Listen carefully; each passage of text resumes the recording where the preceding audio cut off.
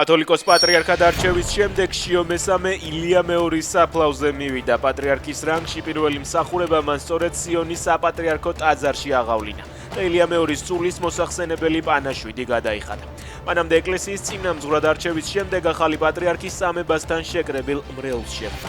შიო მესამის აღსახტვრება ხვალ სვეტიცხოველში დილის 10 საათზე მოხდება. ახლად არჩეულ პატრიარქს უსურვებ მრავალჯამიერ და დალოცვილ მსახურებას, სიბრძნეს, სულიერ ძალასა და ღვთისშეწევნას ქართველი ხალხის სულიერ ლიდერად ყოფნის გზაზე. კიევისა და სრულიად უკრაინის მიტროპოლიტი ეპიფანე შიო მესამეს პატრიარქად არჩევას ულოცავს. უკრაინის ეკლესიის წინამძღვარი პირველი იყო მართლმადიდებელი ეკლესიების მეთაურებს შორის, რომელმაც ახლად არჩეულ პატრიარქს წარმატებები უსურვა.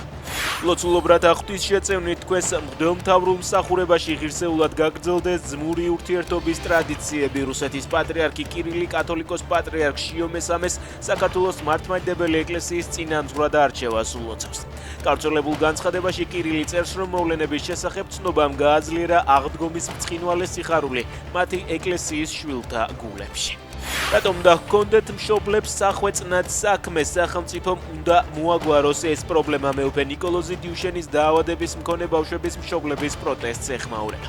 მე რომ გავლენიანი მღვდელმთავარი ვიყო, დღესვე მოაგვარებდი მაგ პრობლემას, განაცხადა ახალციხის, კუმურდოსა და კარის მიტროპოლიტმა.